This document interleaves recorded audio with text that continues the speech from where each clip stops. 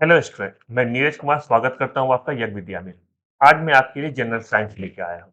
और आपको पता होगा कि जनरल साइंस में बहुत सारे कॉन्सेप्ट होते हैं। अगर आप कॉन्सेप्ट को नहीं समझेंगे तो आपको उससे फैक्चुअल चीज बिल्कुल सही नहीं हो पाएगा। तो आइए हम लोग कुछ क्वेश्चन के माध्यम से जनरल साइंस को समझते हैं, उसके कॉन्सेप्ट को समझते हैं, उसके फैक्ट को समझते हैं। शुरू करते हैं हम लोग।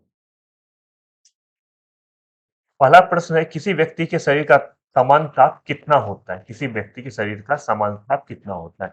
ये चार ऑप्शन है आपके पास है और जवाब होगा आपका 37 डिग्री सेल्सियस। सेल्सियस जिसे सेंटीग्रेड भी कहा जाता है, ये जवाब है। तो व्यक्ति के समान तापमान होता है 37 डिग्री सेल्सियस, जिसे फॉरेनहाइट में हम लोग 98.6 भी लिखते हैं। ये मनुष्य का समान ताप होता है। और अगर 1 डिग्री सेल्सियस ताप ज्यादा हो जाता है तो कहा जाता है कि उसका तबीयत खराब हो गया है। विद्युत धारा का मात्रक क्या है? देखिए, ये जो सवाल है विद्युत धारा का मात्रक क्या है या किसी भी चीज का मात्रक, ये आप लोगों के एग्जाम में, बहुत सारे एग्जाम में हमेशा आते रहते हैं। आप लोगों को क्वेश्चन पेपर देखेंगे प्रीवियस ईयर का, इस तरह का सवाल हर साल कुछ ना कुछ आते रहता है। तो आप लोग क्या करें, जितना भी इस तरह का प्रश्न है उसका एक लिस्ट बनाएं, उसको एक कागज में रखें और कोशिश करें हर दिन 5-10 मिनट इस पे समय देने का। तो पहले इस सवाल का जवाब देखते हैं। विद्युत धारा का मात्रक है एम्पियर। आप लोग में से मैक्सिमम बच्चे इस सवाल का जवाब जानते हैं। बाकी ऑप्शन भी हम लोग देख लेते हैं क्या क्या है। एम्पियर होगा विद्युत धारा का, भी हमने देखा है। ज्योति तीव्रता का मात्रक कैंडला है। पदार्थ की मात्रक मोल, मोल है पदार्थ की मात्रक का मात्रक। और ताप का मात्रक केल्विन है। ये सब बेसिक क्वेश्चन है मात्रक वाला, जो कि एकदम शुरुआत में बताया जाता है। तो एग्जाम में हमेशा इससे क्वेश्चन आता है। आप लोग में से मैक्सिमम बच्चे तो सही करते हैं, लेकिन कुछ बच्चे गलत भी करते हैं। आप लोग क्या करें, आप लोग जैसे मैंने बताया कि इस तरह के सवाल को एक कागज पे लिखिए और जितने भी मात्रक वाले हैं, इसका मात्रक क्या है उसे लगातार कोशिश करें हर दिन कम से कम 5 से 10 मिनट पढ़ने का। अगले सवाल पे चलते हैं। निम्नलिखित में से कौन सदिश राशि है? सदिश राशि कौन है? जो ऑप्शन दिया गया है, तो जवाब आपका होगा त्वरण। त्वरण हमारा सदिश राशि है। आखिर सदिश राशि होता क्या है, उसके हम लोग समझते हैं। देखिए, जो सदिश राशि होती है उसको परिमाण के साथ साथ डायरेक्शन, दिशा का आवश्यकता होता है। जिस भौतिक राशि को व्यक्त करने के लिए परिमाण और दिशा दोनों चीज का जरूरत होता है, उसे कहते हैं सदिश राशि। एग्जाम्पल के लिए विस्थापन, वेग, त्वरण, बल, ये सब ऐसा राशि है जिसे बताने के लिए डायरेक्शन और परिमाण दोनों का जरूरत होता है। जैसे बल ही है, दिशा भी प्लस परिमाण भी, दोनों चीज का पता लगता है कि बल किस दिशा में लगाया जाता है। अब अदिश राशि कुछ अंतर है। अदिश राशि में क्या होता है, दिशा नहीं होता है। इसमें दिशा बताने की जरूरत नहीं होती है, केवल परिमाण ही पर्याप्त होता है। ऐसी राशि को कहते हैं अदिश राशि। एग्जाम्पल के लिए द्रव्यमान, घनत्व, काल, आयतन, ये सब अदिश राशि के उदाहरण है। आपसे जो ये क्वेश्चन पूछा गया है सदिश राशि, इसी तरह से आपसे अदिश राशि के बारे में भी पूछा जा सकता है। इसमें क्या होगा, 3 सदिश राशि दे दिया जाएगा, एक अदिश राशि होगा, आपको अंतर बताना होगा। लेकिन अंतर बताने के लिए सदिश और अदिश दोनों के बीच जो बेसिक डिफरेंस है वो भी आप लोग को जानना बहुत जरूरी है, और मुझे लगता है कि अब आप लोग समझ गए होंगे। सापेक्षता का सिद्धांत की खोज किसने किया? आप लोग में से सारे बच्चे मुझे लगता है इस सवाल का सही जवाब देंगे। इसका खोज किया अल्फ्रेड आइंस्टीन ने। ये सवाल पूछने का मतलब है कि अल्फ्रेड आइंस्टीन के बारे में तो आप लोग जानते ही हैं। ये जो बाकी का ऑप्शन है इसे भी मैं बता देता हूँ, क्योंकि इस तरह के एग्जाम में जो वन लाइनर होता है उसमें ये खोज किसने किया, कुछ अलग अलग तरह का खोजकर्ता के बारे में आपसे पूछा जाता है, तो वो भी आप लोग जाने। सापेक्षता का सिद्धांत अल्फ्रेड आइंस्टीन, ये हम लोग ने देख लिया। मैक्स प्लांक जो है इसने क्या था, क्वांटम के सिद्धांत का खोज किया था। और हर्ष ने विद्युत चुंबकीय तरंगों की खोज की थी। और चैडविक चैडविक न्यूट्रॉन की खोज किया था। ये सब सवाल एग्जाम में कभी गलत ना करें। देखिए, ये सब फैक्चुअल सवाल है, और फैक्चुअल सवाल भी इसे मैं थोड़ा आसान मानता हूँ। कुछ बच्चे के लिए टफ होगा, लेकिन जो बच्चे लगातार पढ़ रहे हैं साइंस, वो खासकर बेसिक साइंस पढ़ रहे हैं, एनसीईआरटी का भी बुक पढ़ रहे हैं, तो ये सब सवाल बिल्कुल गलत नहीं करेंगे। और ये सब सवाल आप लोग में से किसी भी बच्चे को गलत कभी नहीं करना चाहिए, क्योंकि बेसिक सवाल है। किसकी विशिष्ट ऊष्मा सबसे अधिक होती है? ये ऑप्शन दिया गया है, उसमें किसकी विशिष्ट ऊष्मा सबसे अधिक होती है? और जवाब है गैस की। पहले हम लोग ये बताएं कि विशिष्ट ऊष्मा कहते किसे? क्या आप लोग पता है विशिष्ट ऊष्मा किसे कहते हैं? देखिए, किसी भी जो इसका डेफिनेशन है उसको आराम से समझिए, बहुत प्यार से। विशिष्ट ऊष्मा क्या कहते हैं? सेक्रेट हीट होता है कि किसी भी पदार्थ का 1 ग्राम द्रव्यमान, किसी पदार्थ का जो 1 ग्राम द्रव्यमान होता है, उसको 1 डिग्री सेल्सियस ताप बढ़ाने के लिए जितनी ऊष्मा की आवश्यकता होती है, उसे हम उस पदार्थ की विशिष्ट ऊष्मा कहते हैं। क्लियर है? विशिष्ट ऊष्मा किसे कहते हैं? अब किसकी क्वेश्चन है, किसकी विशिष्ट ऊष्मा सबसे अधिक है? तो गैस की सबसे अधिक है। क्यों? अब देखिए यहाँ पे कि द्रवों में जल की विशिष्ट ऊष्मा का मान अन्य द्रवों की तुलना में सर्वाधिक होता है। गैस में सभी पदार्थों में हाइड्रोजन गैस की विशिष्ट ऊष्मा का मान सबसे अधिक होता है। ठोस, द्रव, गैस में तुलनात्मक रूप से ठोसों की विशिष्ट ऊष्मा सबसे कम, वो गैसों की सबसे ज्यादा होती है। देखिए, जो चीज जितना मजबूत होगा, मजबूत मतलब होगा, जैसे मान लीजिए ठोस है, ये पेन ठोस है, इसे आप दबाते हैं तो क्या दबता है? नहीं दबता है। तो जो चीज जितना ठोस होगा उसका विशिष्ट ऊष्मा उतना ही कम होगा। इसीलिए ठोसों का विशिष्ट ऊष्मा कम होता है, गैसों का ज्यादा होता है। जो द्रव होता है उसका विशिष्ट ऊष्मा ठोस और गैस के बीच में आता है। ये आप समझिए, ठोस, द्रव, गैस में से किसका विशिष्ट ऊष्मा कम होगा, किसका ज्यादा होगा? तो गैसों में एक दो पॉइंट ये ऊपर में भी, इसे भी देख लीजिए कि जो गैस होते हैं उसमें हाइड्रोजन गैस की विशिष्ट ऊष्मा का मान सबसे अधिक है। बहुत सारे गैस है, सबसे ज्यादा किसका विशिष्ट ऊष्मा है? हाइड्रोजन गैस का। उसी तरह से जो द्रव है उसमें जल का विशिष्ट ऊष्मा का मान द्रवों की तुलना में सर्वाधिक होता है। जल के अलावा भी तो बहुत सारे द्रव है, जैसे ऑयल, तेल है। अब मान लीजिए सरसों का तेल, ये भी तो द्रव है। दूध, ये भी द्रव है। लेकिन सबसे ज्यादा विशिष्ट ऊष्मा किसका होगा द्रवों में? वो होगा जल का। प्रकाश की चाल सबसे अधिक किसमें होती है? सबसे अधिक होती है प्रकाश की चाल निर्वात में। देखिए, किसी माध्यम में प्रकाश एक विद्युत चुंबकीय तरंग है, अतः इसे चलने के लिए माध्यम की आवश्यकता नहीं होती है। कोई किसी किसी में बिना माध्यम का वो गमन नहीं कर सकता, लेकिन प्रकाश क्या होता है? ये विद्युत चुंबकीय तरंग होता है, इसलिए इसके चलने में माध्यम की आवश्यकता बिल्कुल नहीं होती है। इसका मतलब क्या है? कि निर्वात होता है, वहां पे कोई माध्यम नहीं है, वहां पे प्रकाश का गति सबसे ज्यादा हो। क्यों? क्योंकि अगर प्रकाश देखिएगा चल रहा है, निर्वात है, कुछ रोकने वाला नहीं है, प्रकाश कुछ रोकने वाला नहीं है यहाँ पे, इसलिए इसका गति सबसे ज्यादा होगा। जहां पे रोकने वाला जितना सघन होगा, वहां पे गति उतना कम हो जाएगा। प्रकाश निर्वात में गति कितना है? 3 लाख किलोमीटर प्रति सेकेंड की चाल से चलता है। सर्वप्रथम रोपर ने प्रकाश के वेग का ज्ञात किया। ये एडिशनल इंफॉर्मेशन है, रोमर। ये हो सकता है कि आपसे कभी ना पूछे, क्योंकि अभी तक ये क्वेश्चन शायद कभी पूछा नहीं गया है। लेकिन ये जो कंसेप्चुअल चीज है इसे जरूर ध्यान रखें। किसी माध्यम में प्रकाश की चाल निर्वात की अपेक्षा कम होती है। इस प्रकार पानी में प्रकाश की चाल निर्वात की अपेक्षा 25% कम है और कांच में 35% कम हो जाती है। जैसे मैंने आपको बताया कि जो जितना सघन होगा उसमें प्रकाश की चाल उतना कम हो जाएगा। देखिए, जो जो पानी है वो कांच के मुकाबले कम सघन है, इसलिए वहां पे ज्यादा स्पीड है कंपेयर टू कांच। उत्तर दर्पण का उपयोग होता है। किस चीज में उत्तर दर्पण का उपयोग होता है? ये चार दिया गया है। इसमें उत्तर दर्पण का उपयोग इन चारों में वाहनों में साइड मिरर के प्रयोग के रूप में। बाकी जो है, जैसे गाड़ियों की हेडलाइट, सोलर कुकर, नाक कान गले के डॉक्टर में यहाँ पे उत्तर दर्पण का उपयोग होता है। उत्तर दर्पण का उपयोग मोटर वाहन में क्यों किया जाता है? क्योंकि मोटर जो उत्तर दर्पण होता है बड़े प्रतिबिंब को सामने दिखा देता है। ठीक है, जो किसी गाड़ी में लगा रहता है वो दूर से जो बड़ा प्रतिबिंब होता है उसको स्पष्ट रूप से उत्तर दर्पण दिखा देता है। इसलिए उत्तर दर्पण का प्रयोग मोटर वाहनों में साइड मिरर के रूप में किया जाता है। जब उत्तर दर्पण का उपयोग गाड़ी की हेडलाइट, सोलर कुकर, जितने भी डॉक्टर जो आपको यूज करते हैं, नाक कान गले का डॉक्टर, वो उत्तर दर्पण का उपयोग करते हैं। आप लोग ज्यादा से ज्यादा बच्चे हमारे यज्ञ विद्या चैनल को देखिए, सब्सक्राइब कीजिए, लाइक करें और शेयर करें। आप लोग जितने बच्चे जुड़ेंगे उतना हम लोग का मोटिवेशन बढ़ता रहेगा। एक चीज और कि हर दिन टेस्ट सीरीज होता है यज्ञ विद्या पे। आप लोग शायद 10 बजे नया क्वेश्चन आ जाता है आपके यज्ञ विद्या ऐप पे। तो ज्यादा से ज्यादा बच्चे हमारे यज्ञ विद्या ऐप को डाउनलोड करें। जो बच्चे आज पहली बार जुड़ रहे हैं उसे मैं बता दूं कि हम लोग 5 अगस्त से हर दिन यज्ञ विद्या पे कुछ वीडियोस दे रहे हैं और कुछ टेस्ट सीरीज का आयोजन कर रहे हैं। आप लोग पुरानी वीडियोज को देखिए और टेस्ट सीरीज में ज्यादा से ज्यादा बच्चे भाग लें। द्विफोकसी लेंस का प्रयोग आंख के किस दृष्टि दोष में होता है? द्विफोकसी, द्विफोकसी है। इसका उपयोग होता है जरा दूरदृष्टि में होता है।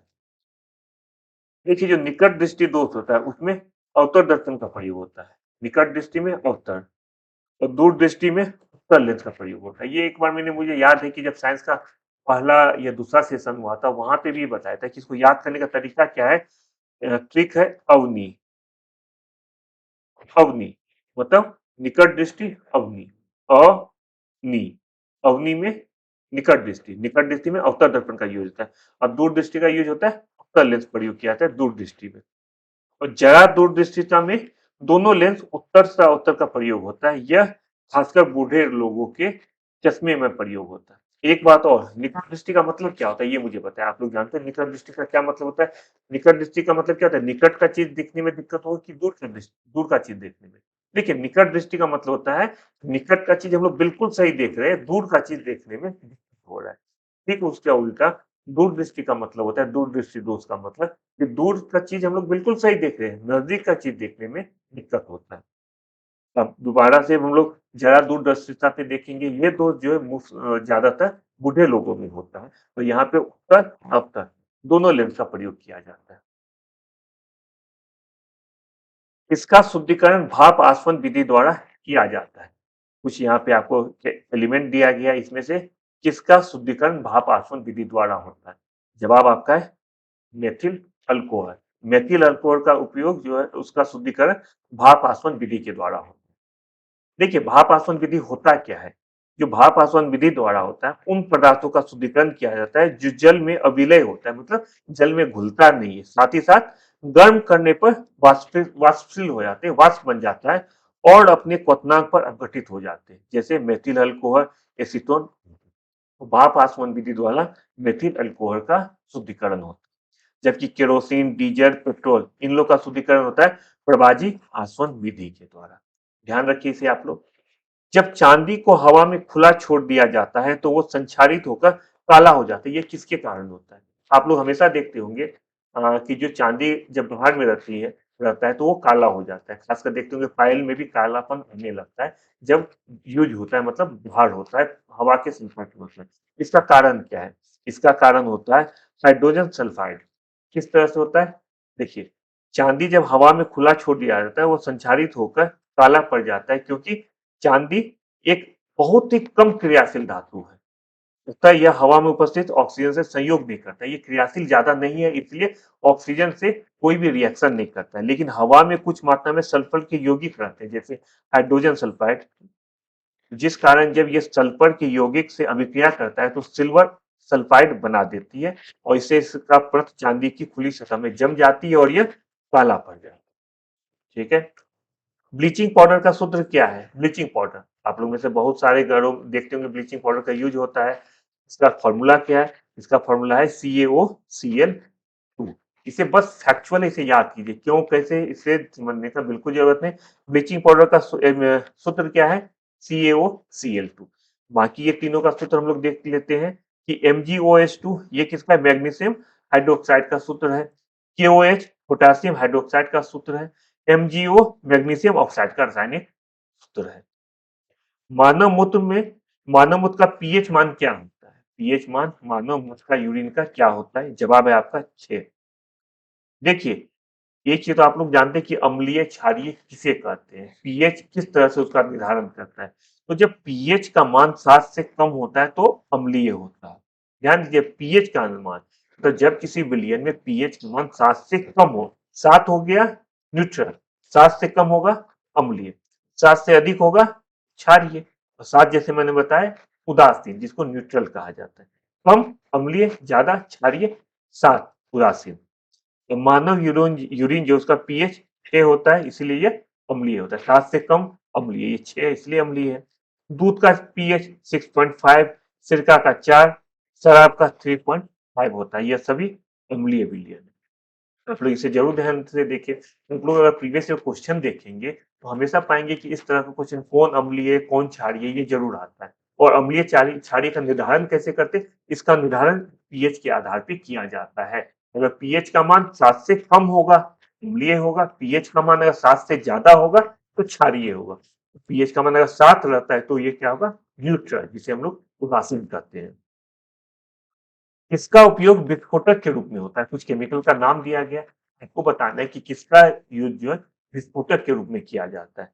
विस्फोटक के रूप में पोटेशियम नाइट्रेट का यूज़ होता है। ठीक है? पोटेशियम नाइट्रेट का जो होता है विस्फोटक, वो आतिशबाजी के पटाखे बनाने के लिए होता है। जो फिटकरी या पोटाश एलम होता है, फिटकरी एलम समझ रहे हैं आप? ये होता है जब हम देखते हैं जब शेविंग किया जाता है तो गले गाल सब में जो लगाया जाता है उसे फिटकरी या पोटाश एलम कहा जाता है। इसका उपयोग खून बहने से रोकने हेतु, रंग उद्योग व चमड़े की रंगाई तथा जल शुद्धिकरण में किया जाता है। ये होता है फिटकरी या पोटाश। इसका उपयोग क्या होता है आप लोग समझ गए।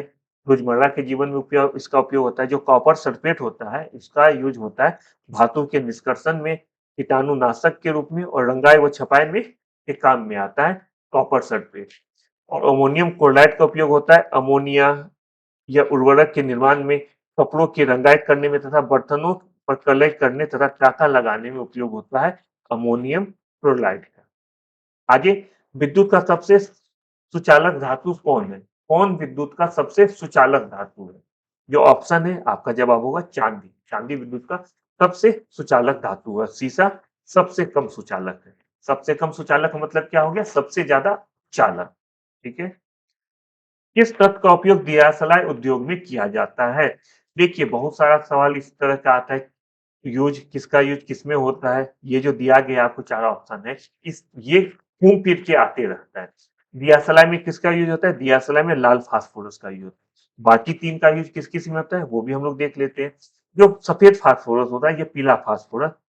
लाल फास्फोरस का तो आपने देख लिया, माचिस उद्योग में होता है। सफेद या पीला फास्फोरस का उपयोग आतिशबाजी हेतु पटाखे बनाने में होता है। अ, चूहा मारने की दवा बनाने में भी सफेद या पीला फास्फोरस का उपयोग होता है। अधिक दाब पर सफेद फास्फोरस को गर्म करने पे ये काला फास्फोरस प्राप्त होता है। इसकी क्रियाशीलता बहुत ही कम है। किसकी? काला फास्फोरस की। काला फास्फोरस कैसे बनता है? ये अधिक दाब पे, ज्यादा दबाव पे सफेद फास्फोरस को गर्म करने पे काला फास्फोरस का निर्माण होता है। सिलिकॉन का उपयोग कांच व सीमेंट उद्योग में, कृत्रिम हीरा के निर्माण में और मिश्र धातुओं के निर्माण में किया जाता है। सिलिकॉन का उपयोग। देखिए ये जो आपको जितना है दिया गया है, ये आप लोग जरूर देखिए कि इसका उपयोग किस चीज में होता है। ये एग्जाम के लिए बहुत ही महत्वपूर्ण फैक्ट है। कौन एक वास्तविक मछली है? रियल फिश जो हम लोग देखते हैं तालाबों में होता है, नदी में होता है, या कहीं भी समुद्र में होता है, इसमें से कौन सा मछली है? देखिए सब जगह मीन लगा है, कहीं मीन कहीं फिश लगा हुआ है। इसमें रियल मछली, रियल फिश कौन सा है? रियल फिश कैट फिश है। अब ये लिख देखिए रजत मीन या क्रे फिश या जेली फिश क्या है? Jelly fish. अगर आप लोग प्रीवियस ईयर क्वेश्चन देखेंगे, मैं फिर बताऊंगा कि जेली फिश से संबंधित बहुत सारा क्वेश्चन आता है कि इसमें से कौन रियल फिश नहीं है। ऑप्शन में 3 रियल फिश का नाम होता है, 1 जेली फिश होता है, तो आप लोग उसमें जेली फिश लगाते हैं। जेली फिश बहुत बार पूछा गया है। इस बार पूछा गया है कि कौन रियल फिश है? रियल का मछली तो वो होगा कैट फिश। रजत मीन ये क्या? ये छोटा पंखीन कीट है। एक कीट होता है जिसमें पंख नहीं होता, उसे कहते हैं रजत मीन। क्रे फिश क्या है? एक कड़े फूल फूल वाला जीव है। और जेली फिश कशेरुकी जंतु नहीं है, वो मछली की श्रेणी में नहीं है। कैटफिश, कैटफिश आपका रियल फिश है, जैसे हम शुरू में ही हम लोग चर्चा किए हैं। सर्पों के बारे में अध्ययन कहाँ होता है? सांप के बारे में। ये सल्पेट्रोलॉजी में होता है, सांप के बारे में अध्ययन। ये बाकी जो तीन है उसका हम लोग देख लेते हैं कि ये जो एरिया है, इसमें इसके अंतर्गत किस किस चीजों का अध्ययन होता है। सबसे पहले हम लोग देखते हैं ओरोलॉजी। इसके अंतर्गत पर्वतों का अध्ययन किया जाता है। ऑर्थिनोलॉजी इसके अंतर्गत पक्षियों का अध्ययन किया जाता है। और इक्तियोलॉजी इसके अंतर्गत मछलियों का अध्ययन किया जाता है। और सर्पेटोलॉजी इसके अंतर्गत सांपों का अध्ययन किया जाता है। ठीक है, सर्पेटोलॉजी तो फिर आसान है, क्यों? क्योंकि इसके शुरू में जैसे आप देखते सर्फो, मतलब सर्फ लिखा हुआ है। जब भी ऐसा देखिए आप लोग समझ जाए किसके अंतर्गत सांपों का अध्ययन किया जाता है। फिर आप लोग से एक बार रिक्वेस्ट कर रहा हूँ कि जो हमारा जग विद्या चैनल उसको आप लोग ज्यादा ज्यादा बजे सब्सक्राइब करें, शेयर करें और लाइक करते चले। नोटिफिकेशन को दबा दें जिससे कि जब भी हमारा कोई नया वीडियो आएगा आपके मोबाइल पर तुरंत पता चल जाएगा। कुनेन जो मलेरिया के इलाज में प्रयोग की जाती है, तिनकोना पादप के किस भाग से प्राप्त होता है? अगर आप लोग क्वेश्चन देखेंगे, ये भी बहुत बार आया हुआ है बच्चों। कुनेन मलेरिया मलेरिया के इलाज में बहुत ज्यादा लाभदायक है। ये वृक्ष के किस पार्ट से मिलता है? ये मिलता है हम लोग को छाल से। जो वृक्ष का सबसे बाहरी पार्ट होता है छाल, उससे हमें कुनेन मिलता है जो मलेरिया के उपचार में यूज होता है। इसे सिंकोना नामक पौधे की छाल से प्राप्त किया जाता है। कौन सा पौष्टिक तत्व अस्थि और दांतों के निर्माण व मजबूती के लिए आवश्यक नहीं है? नहीं है। देखिए कैल्शियम आवश्यक है, फास्फोरस ये भी आवश्यक है, फ्लोरीन ये भी आवश्यक है, आयोडीन ये दांतों के लिए आवश्यक नहीं है, दांतों या अस्थि के लिए आवश्यक नहीं है। आयोडीन भी हमारे शरीर के लिए बहुत महत्वपूर्ण है, लेकिन क्वेश्चन पूछा जा रहा है अस्थि और दांतों की मजबूती के लिए आवश्यक नहीं है, तो नहीं में हो जाएगा आयोडीन। ठीक है, इसमें हम लोग देख लेते हैं आगे। सेम वही चीजें जो अभी मैंने बताया कि इसकी कमी से अस्थि तथा दांत संबंधी बीमारी हो जाती है। आयोडीन क्या होता है, थायराइड ग्रंथि के नियंत्रण में बहुत ज्यादा उपयोगी होता है आयोडीन। आप लोग जानते होंगे आयोडीन से कमी से घेरा नामक बीमारी भी होती है, इसलिए सरकार ने काफी सालों से आयोडीन को कंपल्सरी कर दिया है खाद्य में खाने के लिए, इसलिए नमक में आयोडीन को मिला के यूज किया जाता है, उपयोग किया जाता है। कौन सा आहार मानव शरीर में नए ऊतकों की वृद्धि के लिए पोषक तत्व प्रदान करता है? कौन सा आहार? और ये आहार हो जाएगा पनीर। पनीर दूध से बना होता है और ये नए ऊतकों की वृद्धि के लिए पोषक तत्व प्रदान करता है। फल तथा सब्जियों से मानव शरीर में अनेक प्रकार के विटामिन तथा एंजाइम प्राप्त होते हैं, जो शरीर की वृद्धि के लिए आवश्यक होते हैं। देखिए पनीर ऊतकों की वृद्धि के लिए आवश्यक है, उसके लिए पोषक तत्व के रूप में काम करता है। और जो फल तथा सब्जी है वो उसमें बहुत तरह के विटामिन पाए जाते हैं और एंजाइम्स होते हैं, जो मानव शरीर की वृद्धि के लिए बहुत ज्यादा आवश्यक है। विटामिन सी का मुख्य स्रोत क्या है? जितने भी स्रोत है इसमें विटामिन सी का मुख्य स्रोत है कच्चे एवं ताजे फल। आप लोग हमेशा देखते होंगे जो कच्चे फल होते हैं, ताजे फल होते हैं, उसमें विटामिन बहुत ज्यादा पाया जाता है। प्लस साइट्रिक फल जो होता है जिसमें भी बहुत ज्यादा पाया जाता है विटामिन सी। दूध में क्या पाया जाता है? दूध में मुख्य रूप से विटामिन ए पाया जाता है। विटामिन बी, विटामिन डी तथा विटामिन की उपस्थित होती है। विटामिन ए, बी, डी, के ये सब होता है दूध में। इसलिए कहा जाता है कि दूध हर व्यक्ति को प्रतिदिन जरूर पीना चाहिए, क्योंकि इसमें मल्टीपल विटामिन होते हैं, ए, बी, डी और के। दालों में क्या होता है? दालों में प्रोटीन बहुत ज्यादा होता है। घी में वसा की प्रचुरता होती है, दालों में प्रोटीन बहुत ज्यादा होता है, इसलिए कहा जाता है कि जिसे यूरिक एसिड है वैसा पर्सन तो दाल कम खाए या बिल्कुल ना खाए, क्योंकि यूरिक एसिड हमेशा प्रोटीन ज्यादा कंज्यूम करने से होता है। घी में वसा की प्रचुरता होती है। विटामिन सी खट्टे फलों, कच्चे तथा ताजे फलों में पाया जाता है विटामिन सी। मानव शरीर में विटामिन ए संचित रहता है।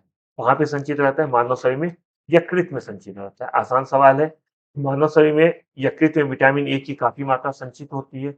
अब विटामिन ए का रासायनिक नाम क्या है? रेटिनॉल है, जिसकी कमी से शरीर में रतौंधी नामक रोग हो जाता है। आप लोग सब पढ़े होंगे बचपन में कि रतौंधी नामक रोग किसकी कमी से होता है? विटामिन ए की कमी से होता है। और इसे पूरा कैसे किया जाता है? दूध, मक्खन, अंडा, मछली का तेल व गाजर खाने से विटामिन ए की पूर्ति होती है।